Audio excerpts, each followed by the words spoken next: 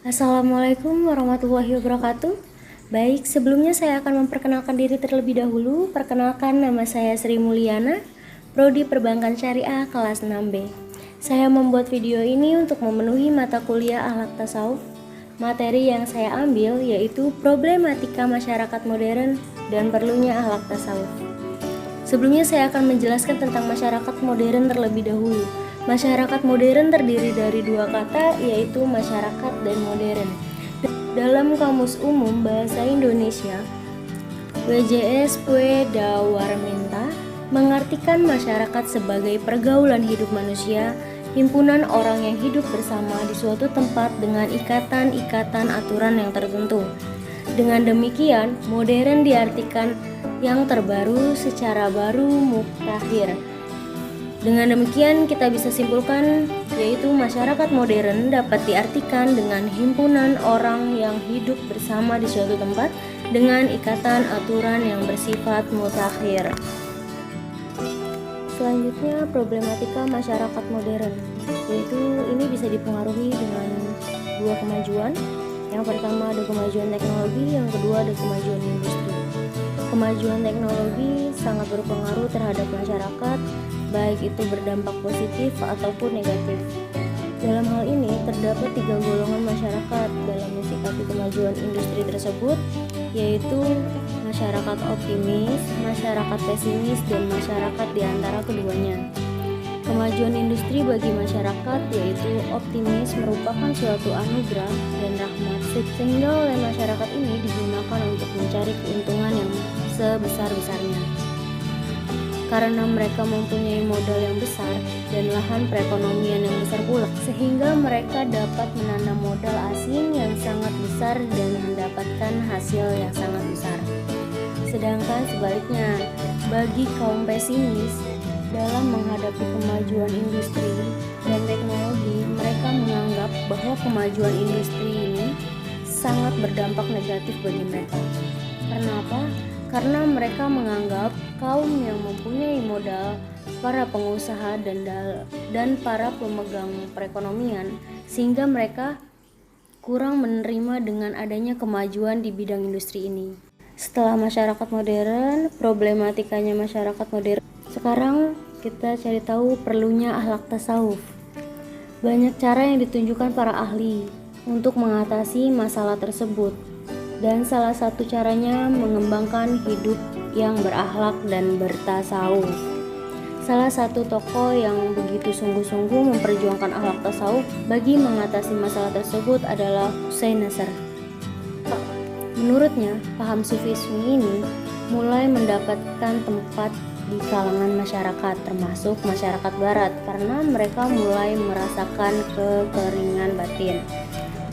Sementara bagi mereka selama berabad-abad Islam dipandangnya dari isi yang legalistik, formalistis, tidak memiliki dimensi esoteris, yaitu batiniah. Mereka kini saat dimensi batiniah Islami harus diperkenalkan sebagai alternatif.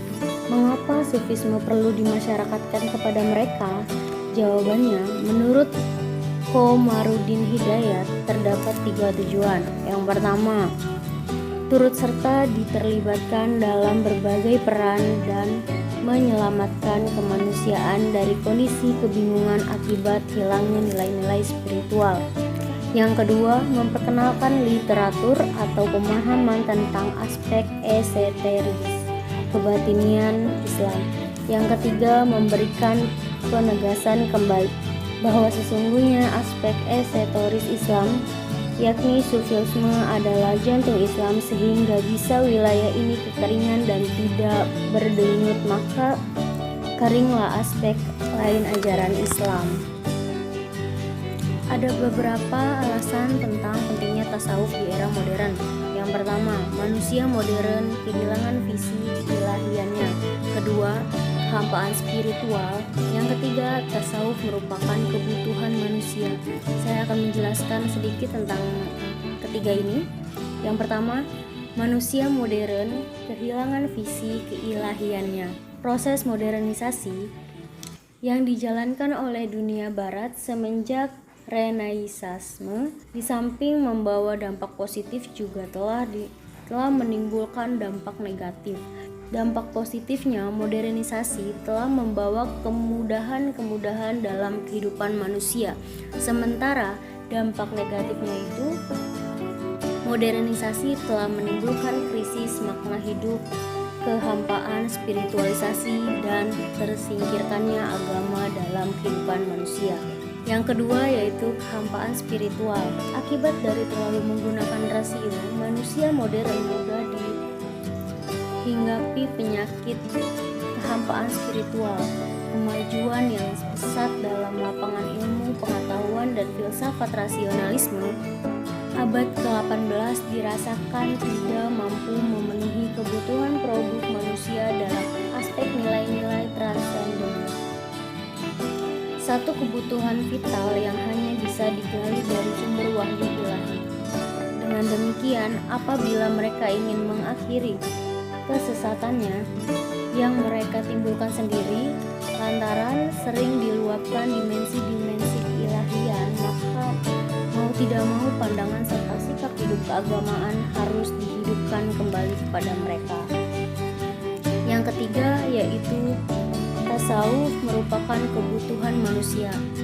Ustadz Abbas Mahmud Al-Aqad mengatakan sebagian orang yang menduga bahaya tasawuf dengan pemecahan-pemecahannya yang disia-siakan.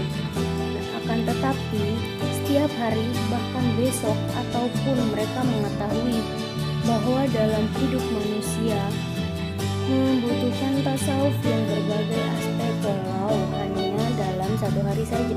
Terima kasih yang sudah menyimak videonya. Kurang lebihnya mohon maaf. Wassalamualaikum warahmatullahi wabarakatuh. Semoga bermanfaat.